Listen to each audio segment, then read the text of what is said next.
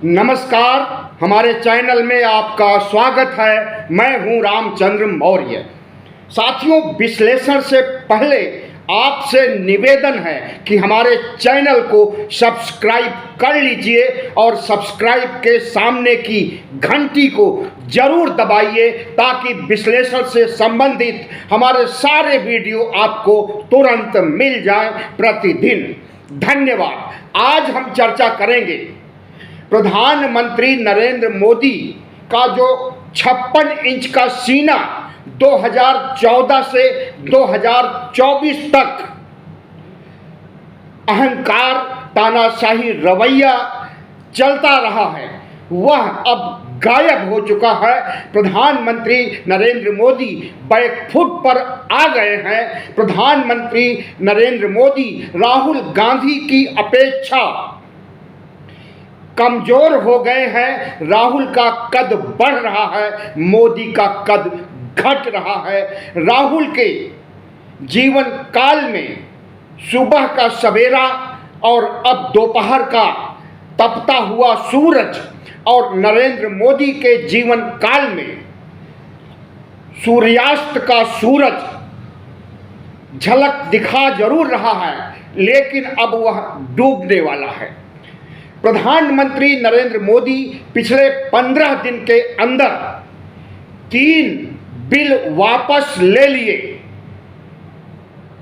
3 हार उनकी हो चुकी है। अभी कितना हार होगी यह तो समय बताएगा, लेकिन इतना जरूर कहा जा सकता है कि प्रधानमंत्री नरेंद्र मोदी अब 2014 और 2019 के प्रधानमंत्री नहीं रह गए हैं और इनका कद भी घट रहा है और भारतीय जनता पार्टी पर इनका नियंत्रण भी घट रहा है। इनका कद राहुल गांधी घटा रहे हैं और भारतीय जनता पार्टी पर आरएसएस कब्जा जमा रहा है। अगर आरएसएस अपना अध्यक्ष बैठा देगा भारतीय जनता पार्टी पर, तो निश्चित रूप से प्रधानमंत्री नरेंद्र मोदी गुजरात की ओर रुख करेंगे और ऐसा जल्दी ही होने वाला है। 31 अगस्त से 2 सितंबर तक आरएसएस की बैठक है केरल में, और केरल की बैठक में ही भारतीय जनता पार्टी के अध्यक्ष पद के लिए आरएसएस अपना प्रतिनिधि घोषित करेगा। भारतीय जनता पार्टी में जिस तरह से प्रधानमंत्री नरेंद्र मोदी और गृह मंत्री अमित शाह कब्जा कर लिए थे और भारतीय जनता पार्टी से लोकतंत्र गायब हो चुका था, अब लोकतंत्र की पुनः बहाली के लिए आरएसएस ने कमर कस लिया है और राहुल गांधी ने एक के बाद दूसरे के बाद तीसरी की चौथी, पांचवी तमाम हार नरेंद्र मोदी की हो रही है और राहुल गांधी इंडिया गठबंधन आगे बढ़ रहा है। प्रधानमंत्री नरेंद्र मोदी आज लैटरल एंट्री को वापस ले लिए बड़े ठसक के साथ। 3 दिन पहले लैटरल एंट्री के लिए विज्ञापन जारी करवाया था संघ लोक सेवा आयोग से।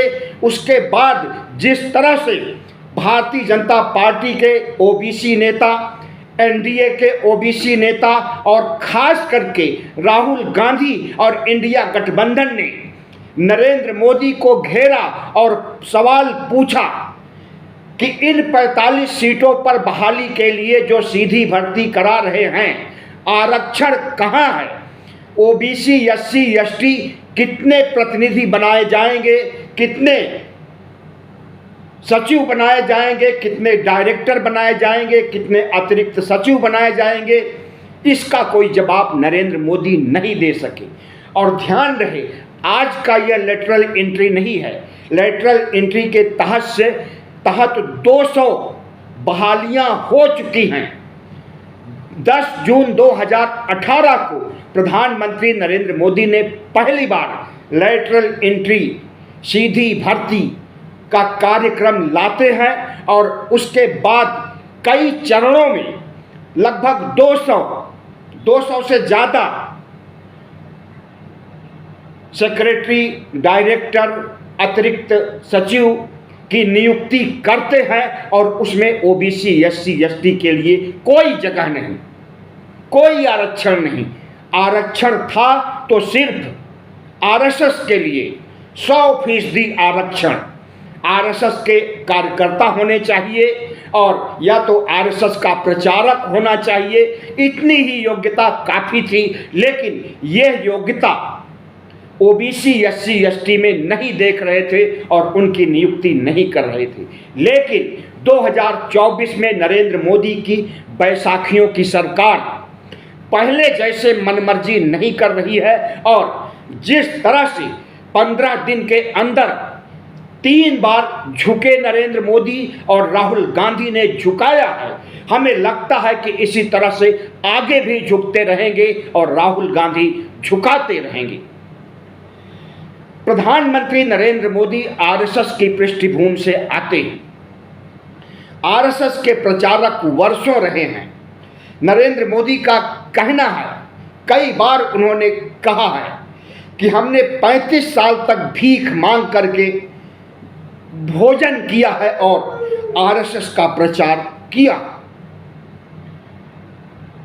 प्रधानमंत्री जब आरएसएस के कार्यकर्ता थे तो उस समय उन्होंने अपने को अविवाहित घोषित करके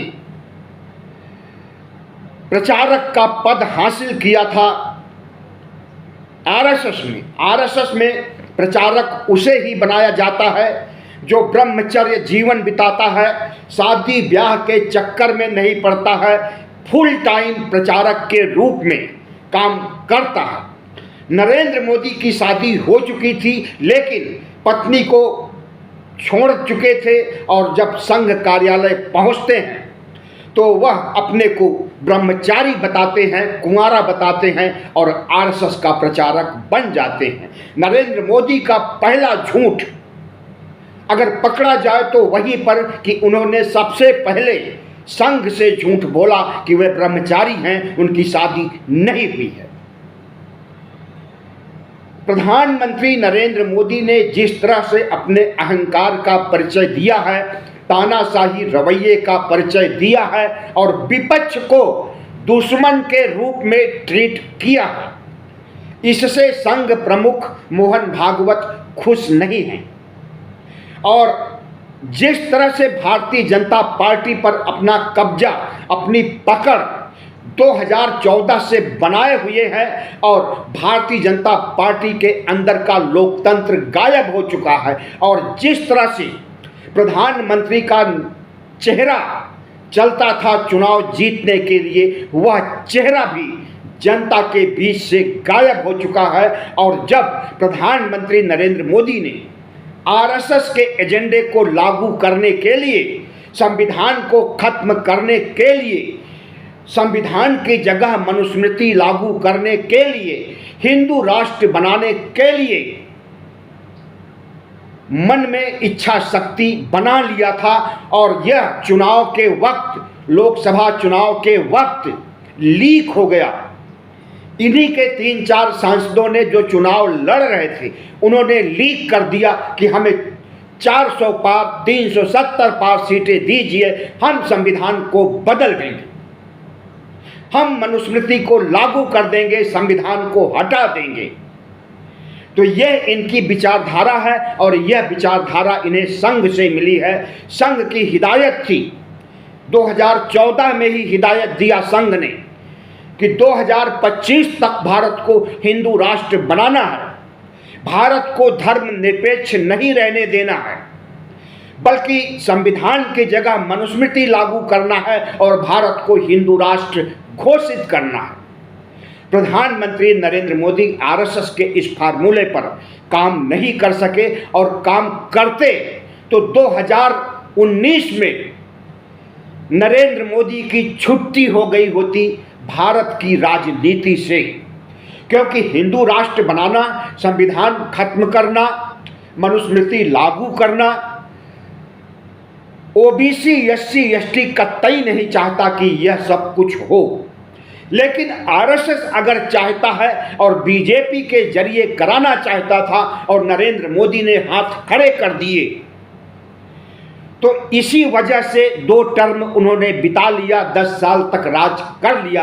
लेकिन जैसे ही लोकसभा चुनाव के दौरान उनके इरादे का खुलासा हुआ, आरएसएस के एजेंडे का खुलासा हुआ, उसके बाद नरेंद्र मोदी बैकफुट पर आ गए। उत्तर प्रदेश, राजस्थान, महाराष्ट्र जैसे कई राज्यों में बुरी तरह से हार होती है और 272 के जादुई आंकड़े तक प्रधानमंत्री नरेंद्र मोदी नहीं पहुंच सकी।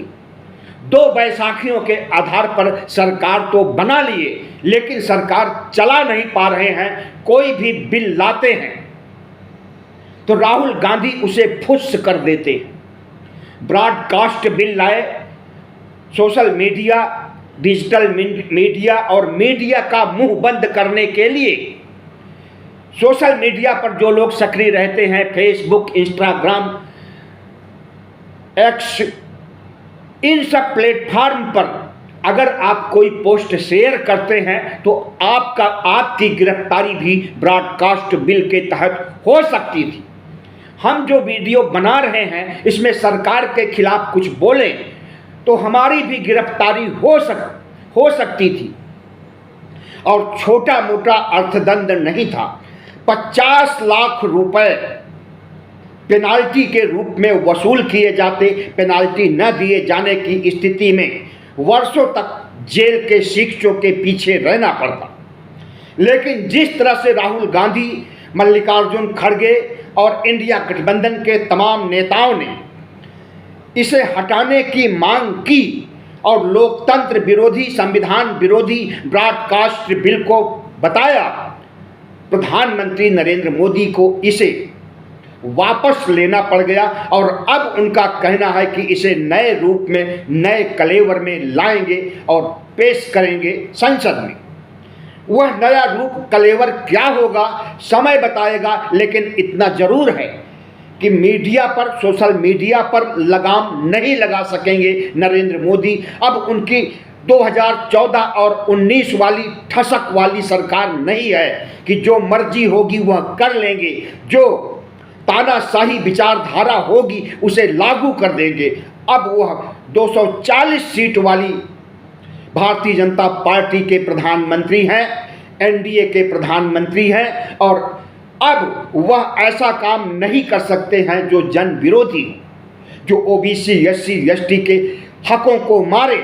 हमें तो लगता है कि नरेंद्र मोदी एक दिन फिर से बैकफुट पर आएंगे और ओबीसी की जनगणना कराने, ओबीसी का हक अधिकार देने की बात भी मानेंगे। इससे यह होगा कि इंडिया गठबंधन और राहुल गांधी का सबसे बड़ा मुद्दा फुस हो जाएगा।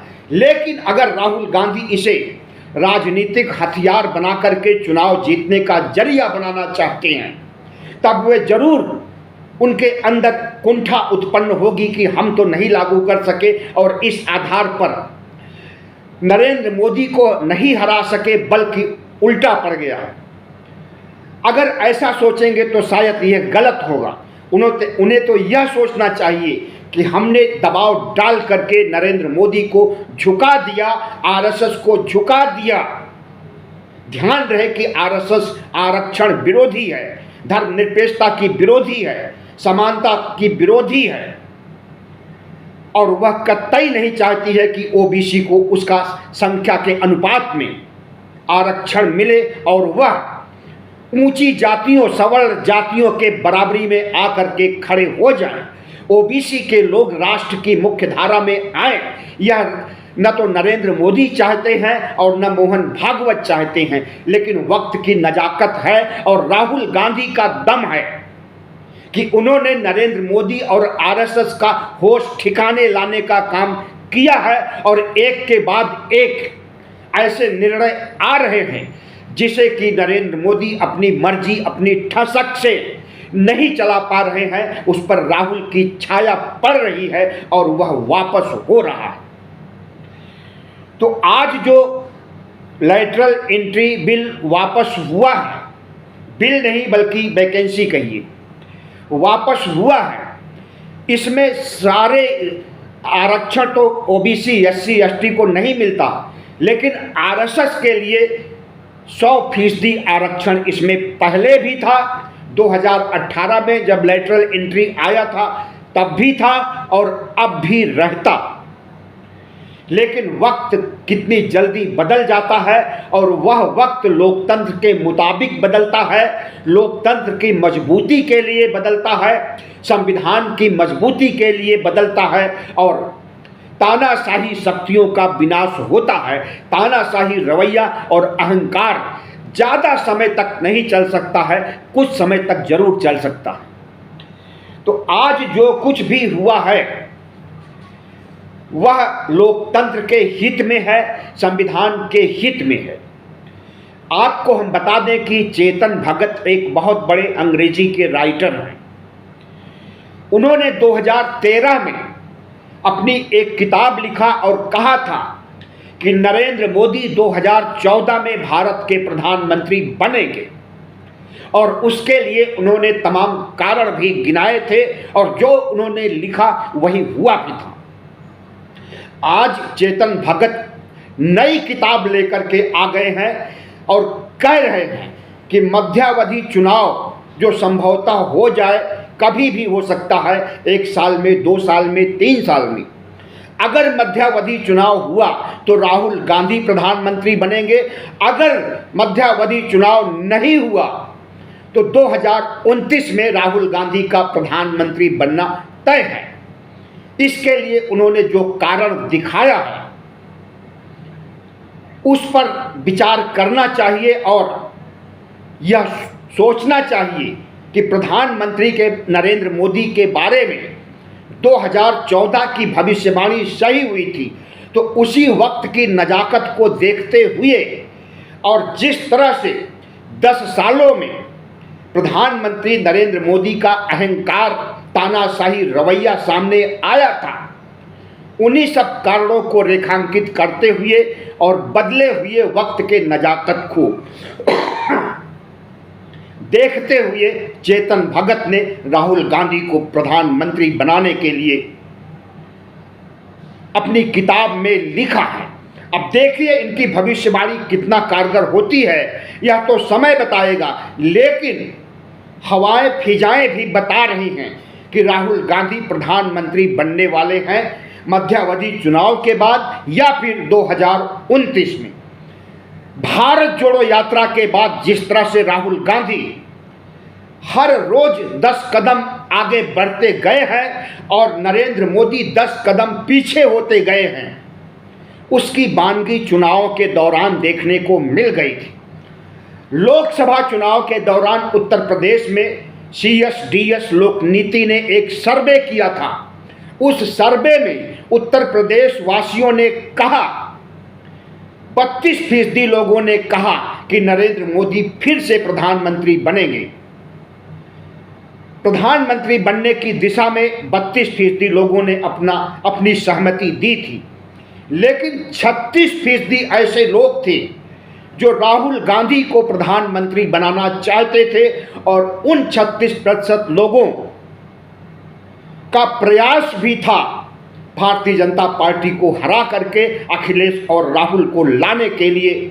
उनका इरादा भी था, प्रयास भी किया, लेकिन बैसाखियों की सरकार बन गई और ये कब तक चलेगी कुछ नहीं कहा जा सकता है। राहुल गांधी ओबीसी हक की बात जिस तरह से उठा रहे हैं, ओबीसी के हक अधिकार दिलाने की बात और उससे पहले जनगणना कराने की बात कह रहे हैं, यह बात ओबीसी के दिल दिमाग में पैठ बना ली है। और जो ओबीसी भारतीय जनता पार्टी को वोट दिया करता था उसमें से लगभग 20% की कमी हो गई है पिछले लोकसभा चुनाव में। और जिस तरह से राहुल गांधी अभी भी ओबीसी हितों की बात कर रहे हैं, जनगणना कराने की बात कर रहे हैं, ओबीसी को हक अधिकार दिलाने की बात कर रहे हैं, ओबीसी को राष्ट्र की मुख्य धारा में लाने की बात कर रहे हैं, तो वे लगभग 60% ओबीसी हमें लगता है कि अगले चुनाव में 100% राहुल गांधी का साथ देंगे और इंडिया गठबंधन की सरकार बनेगी। तो प्रधानमंत्री नरेंद्र मोदी का अहंकार, उनका तानाशाही रवैया और भारतीय जनता पार्टी को जिस तरह से कब्जाए रखे थे, तो भारतीय जनता पार्टी के लोग भी नरेंद्र मोदी से नाराज हैं। दरअसल भारतीय जनता पार्टी में दो धड़े हो गए हैं, एक संघ समर्थक और दूसरा मोदी समर्थक। मोदी समर्थक की संख्या बहुत कम है और आरएसएस का पलड़ा भारी है। तो इसलिए अनुमान लगाया जा रहा है कि केरल की बैठक के बाद नरेंद्र मोदी की पकड़ भारतीय जनता पार्टी पर कम हो जाएगी और जब संघ का अध्यक्ष बन जाएगा तब नरेंद्र मोदी पार्टी में भी अल्पसंख्यक बन जाएंगे और राहुल गांधी तो नाक में दम किए ही हुए हैं। प्रधानमंत्री नरेंद्र मोदी को धर्मनिरपेक्षता कभी नहीं पसंद आई। भारतीय जनता पार्टी के लोग, आरएसएस के लोग धर्मनिरपेक्षता को पहले तो पंथ निरपेक्षता कहना शुरू किए, उसके बाद छद्म धर्मनिरपेक्षता कहना शुरू किया। लेकिन जिस तरह से नरेंद्र मोदी का माइंड परिवर्तन हुआ और लोग लाल किले के प्राचीर से 15 अगस्त को उन्होंने धर्मनिरपेक्षता की सराहना की और यूनिफॉर्म सिविल कोड को सांप्रदायिक बताते हुए उसे धर्मनिरपेक्ष बनाने की बात कही है। यानी अब प्रधानमंत्री नरेंद्र मोदी को लग रहा है कि अगर धर्मनिरपेक्षता को हम सही नहीं ठहराएंगे, संविधान को हम सही नहीं ठहराएंगे, तो छुट्टी होने वाली है। और सही सोच रहे हैं, लेकिन जनता तक जो संदेश जाना था वो जा चुका है। अब अगर नरेंद्र मोदी धर्मनिरपेक्षता, समाजवाद, समानता, संविधान की बात करेंगे तो इस पर कोई विश्वास करने वाला नहीं है। प्रधानमंत्री नरेंद्र मोदी ने जिस तरह से वक्फ बोर्ड कानून को ठंडे बस्ते में डाल दिया, ब्रॉडकास्ट बिल को वापस ले लिया और आज लैटरल एंट्री को भी वापस ले लिया, सीधी भर्ती को भी वापस ले लिया, तो इसका भी संदेश जनता के बीच, वोटरों के बीच जा चुका है कि इन कानूनों और इस सीधी भर्ती के तहत नरेंद्र मोदी क्या करना चाहते थे और किस तरह से संघ को मजबूत करना चाहते थे, यह संदेश जनता तक पहुंच गया है। इसका नुकसान तो उठाना ही पड़ेगा, भले ही वापस ले लिया है, लेकिन इसके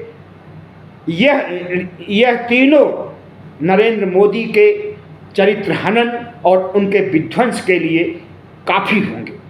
प्रधानमंत्री नरेंद्र मोदी ने जब ज्वाइन किया था, प्रधानमंत्री पद पर चुन करके आए थे, तो उन्होंने कहा था कि हम संघ के प्रचारक पहले हैं, प्रधानमंत्री बाद में हैं। लेकिन अब नरेंद्र मोदी अपने को संघ का प्रचारक नहीं कहते हैं और संघ से दो दो हाथ करते हैं। संघ और भारतीय जनता पार्टी का धड़ा, जो कि मोदी और शाह का धड़ा है, आए दिन संघ के बारे में जो कुछ कहता है और चुनाव के दौरान जिस तरह से जेपी नड्डा ने संघ को ललकारा था, उस समय तो संघ ने कुछ नहीं बोला, लेकिन अब संघ भी ताल ठोक दिया है और नरेंद्र मोदी संघ से भिड़ नहीं सकते हैं, क्योंकि भारतीय जनता पार्टी के अधिकांश सांसद, अधिकांश नेता संघ के साथ हैं।